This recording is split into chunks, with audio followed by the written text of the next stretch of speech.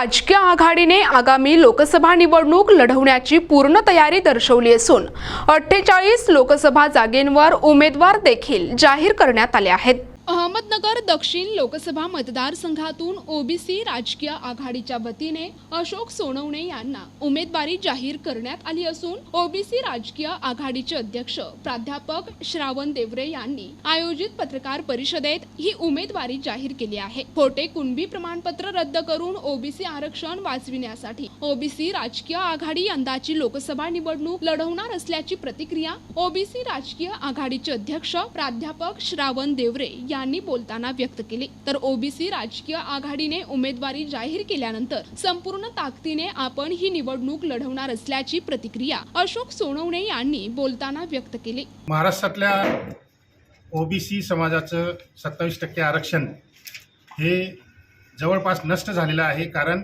प्रत्येक मराठा माणसाच्या घरामध्ये खोटं कुणबी प्रमाणपत्र पोहोचलेलं आहे आणि त्यामुळे हे खोटे कुणबी प्रमाणपत्र धारक असलेले मराठी हे खोटे ओबीसी बनून महाराष्ट्रातल्या 27% ओबीसीचं 27% आरक्षण फस्त करणार आहेत आणि खऱ्या ओबीसीला शिपायाची सुद्धा नोकरी मिळू देणार नाहीत।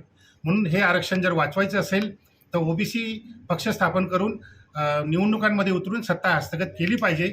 या उद्देशाने आम्ही ओबीसी राजकीय आघाडी स्थापन केलेली आहे। या निवडणुकीत आम्ही यासोबतच रोहिणी आयोगाच्या अंमलबजावणीचा मुद्दा आम्ही घेतलेला आहे। त्यानंतर स्वामीनाथन आयोगाच्या अहवालाच्या अंमलबजावणीसाठी आम्ही प्रयत्न करणार आहोत शेतकऱ्यांसाठी।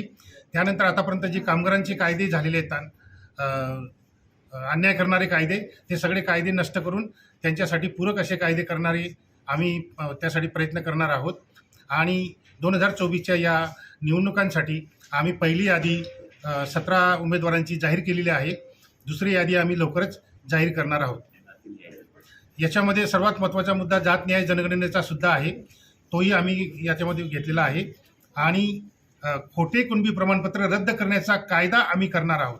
त्यामुळे ओबीसीचं आरक्षण जे नष्ट झालेलं आहे ते ओबीसींना पुन्हा परत मिळेल। नगर दक्षिणेची अहल्यानगर अहमदनगर इथे आम्ही अशोक सोनवणे यांची अहिल्यानगर दक्षिण लोकसभा मतदारसंघासाठी निवड केलेली आहे आणि ते या निवडणुकीत यशस्वी होतील अशी आमची अपेक्षा आहे। NTV news Marathi, Ahmednagar.